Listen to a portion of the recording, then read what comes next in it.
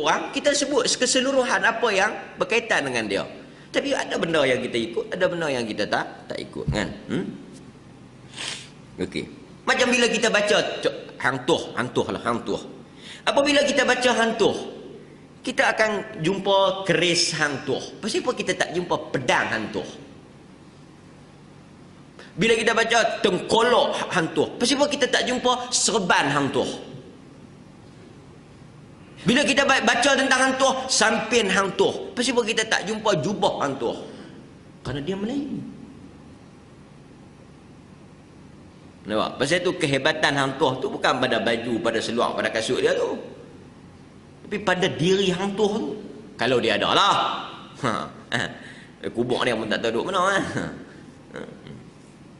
Okey.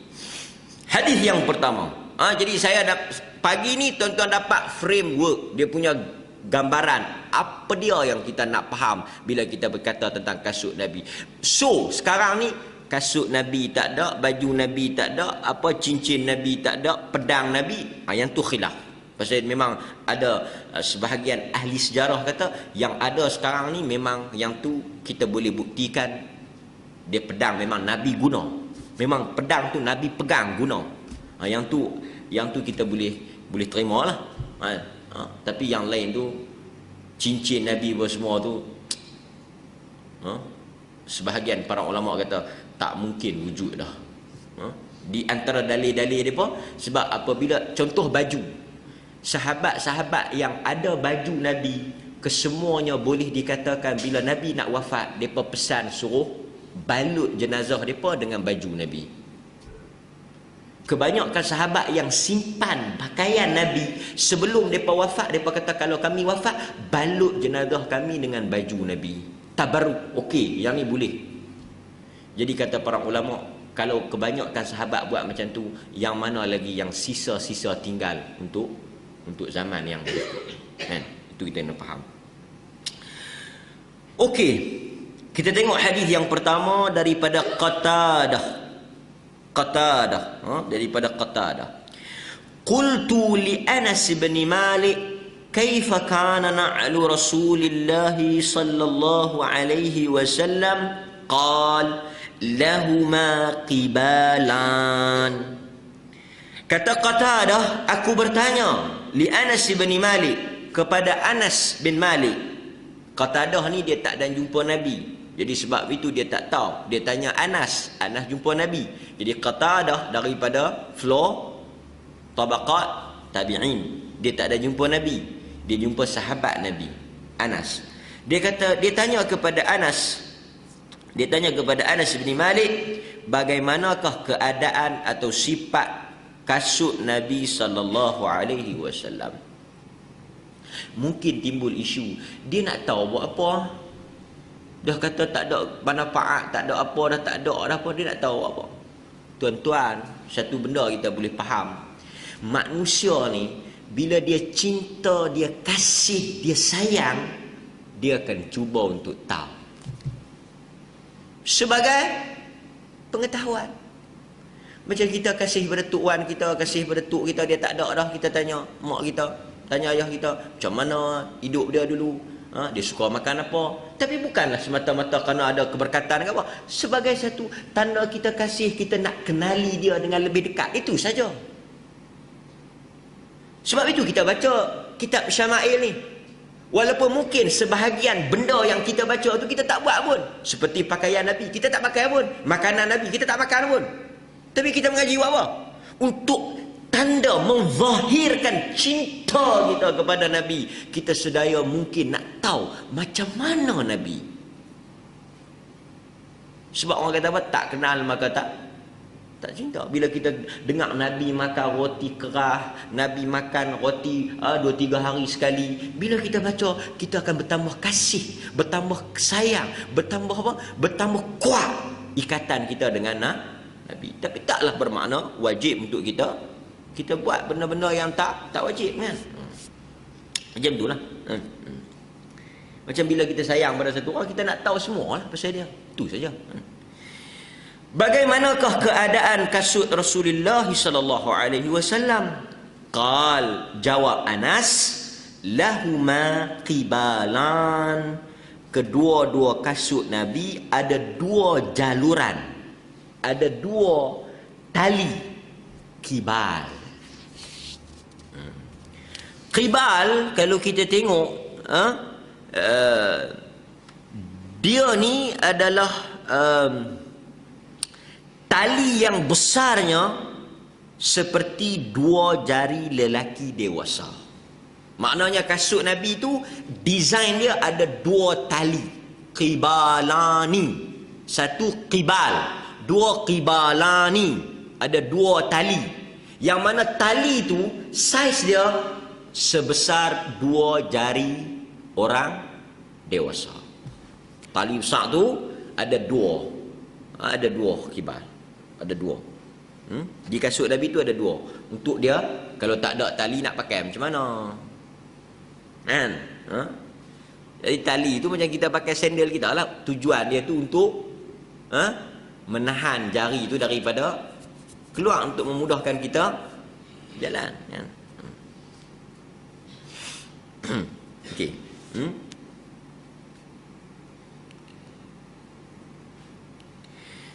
Dalam hadis yang berikutnya 76, kana li na'li Rasulillah, juga maksud yang sama. Qibalani mathniyun shirakahuma, sesungguhnya pada sandal Rasulullah ada dua jaluran tali qibal yang dibahagikan kepada dua. Maknanya dia dua lah, macam kita kata tadi, dia silang dua, dia bersilang dua.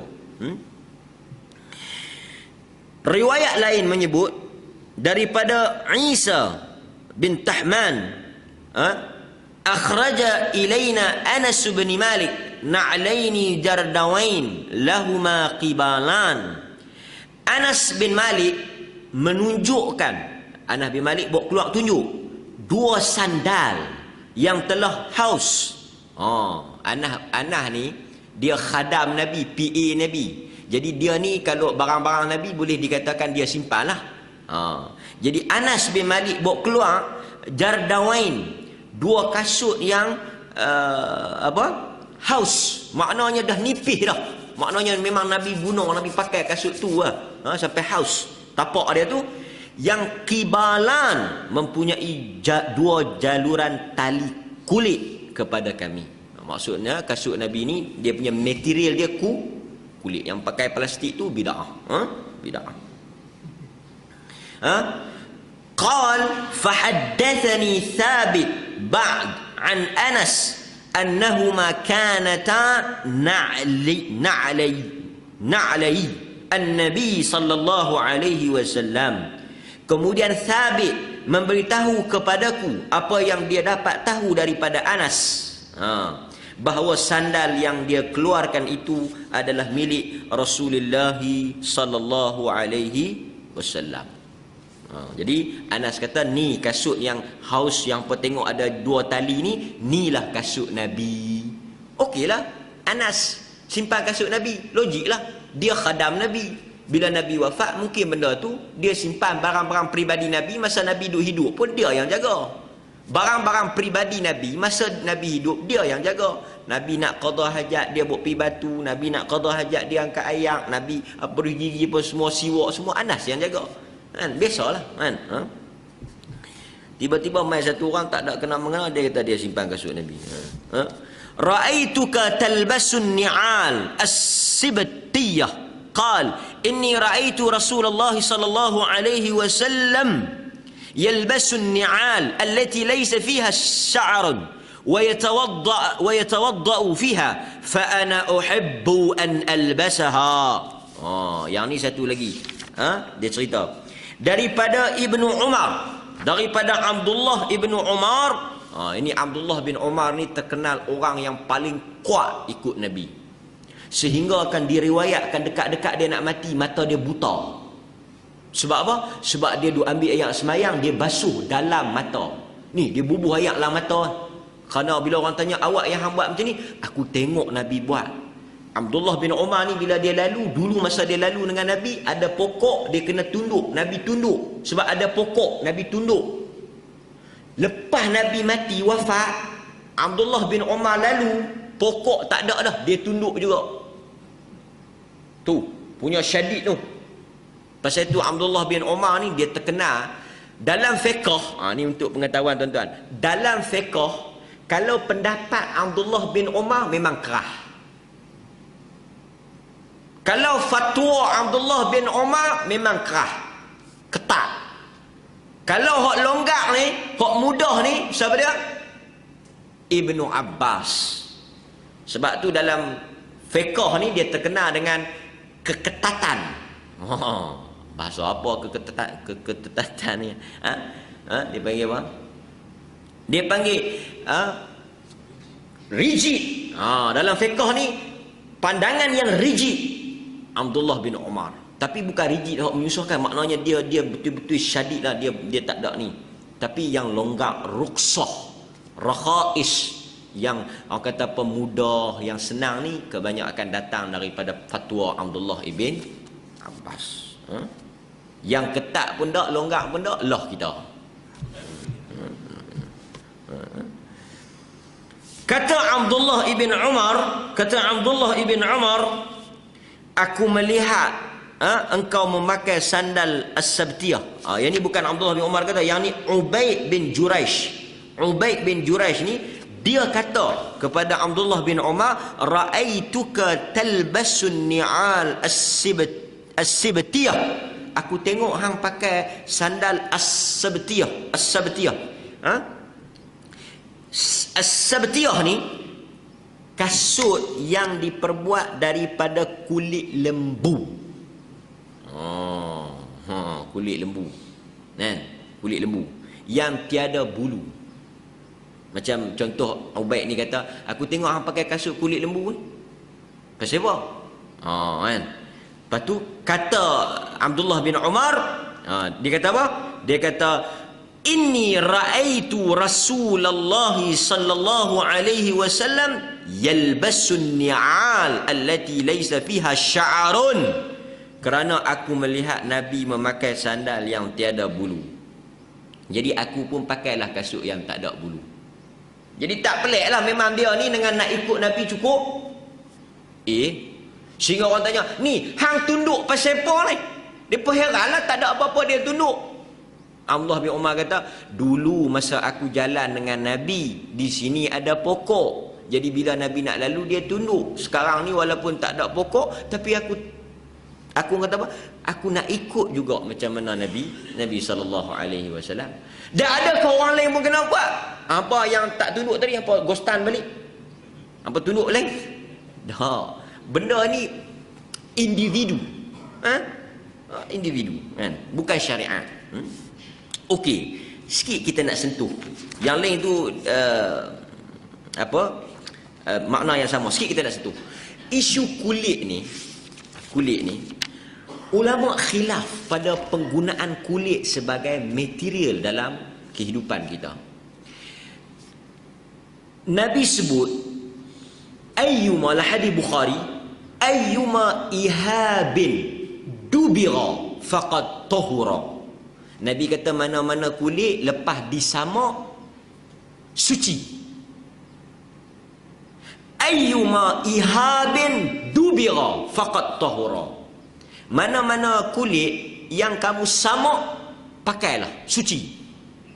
Hadis ini menjadi punca khilaf pandangan di kalangan para ulama tentang jenis kulit yang kita boleh guna.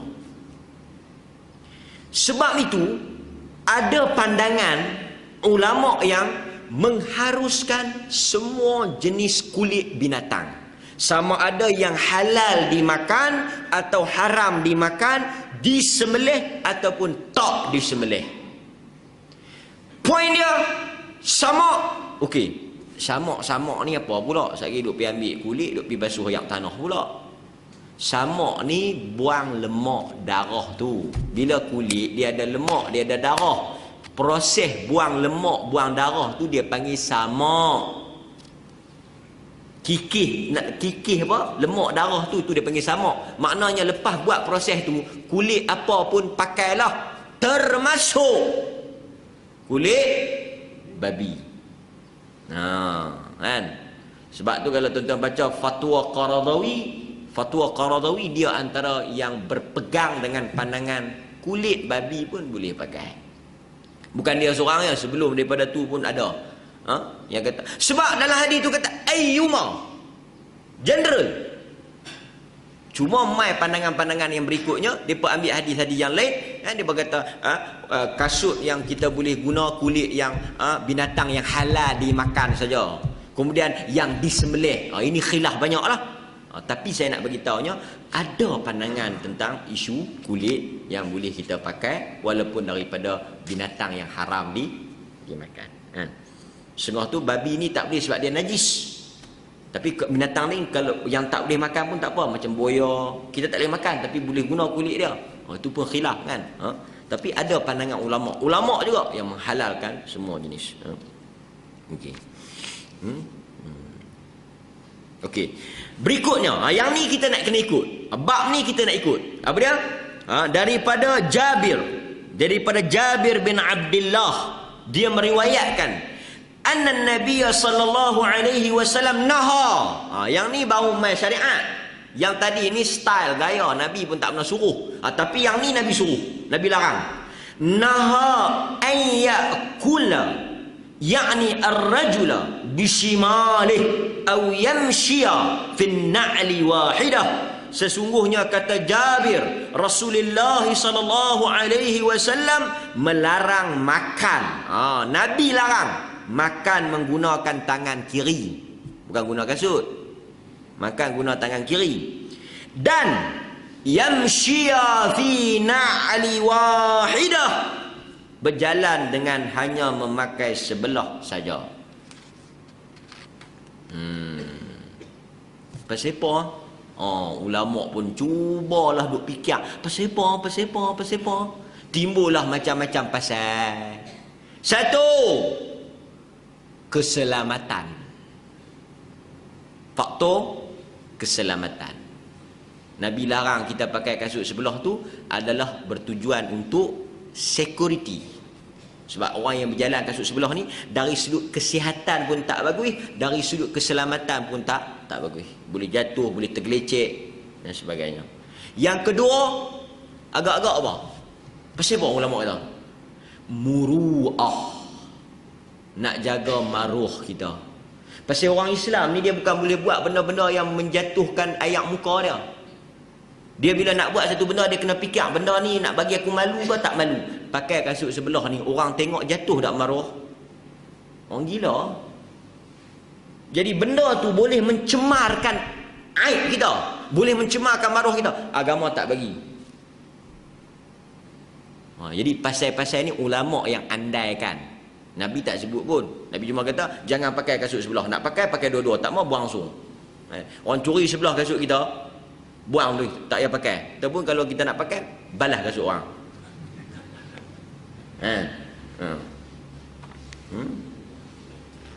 Okey. Itu satu. Yang ni bak kasut yang kita kena ikut. Okey. Kita nak habis. Okey. Nombor dua, yang ni pun kita kena ikut. Kita tengok. Daripada Abu Hurairah, anna Nabiy sallallahu alaihi wasallam qala, "Idzan ta'ala ahadukum," apabila kamu nak pakai kasut, falyabda bil yamin, mulakanlah dengan kaki. Tapi Nabi tak kata kasut apa. Cuma Nabi kata idzan ta'ala, bila hangpa nak pakai kasut jenis apa ikut hangpa lah. Tapi gunalah belah Yang ni baru syariat. Mulakanlah dengan kaki kanan, simple. Wa in nadha'a, dan bila hangpa nak cabut buang, falyabda bishimal, cabutlah belah kiri dulu. Faltakun al-yamin awwalahuma tun'alu wa akhirahuma tunza'. Jadikan sebelah kanan sebagai pakai, sebelah kiri sebagai buang. Itu termasuk. Juga dalam riwayat yang lain, Aisyah meriwayatkan yuhibbu at-tayammun, mastata'a fit tarajjulihi wa tana'ulihi wa tuhurihi. Nabi amat menyukai sebelah kanan. Dia suka menggunakan kanan dalam apa yang dia mampu, seperti sikat rambut, seperti pakai kasut dan juga bersuci. Semuanya dia utamakan kanan. Yang ni termasuk dalam sunnah.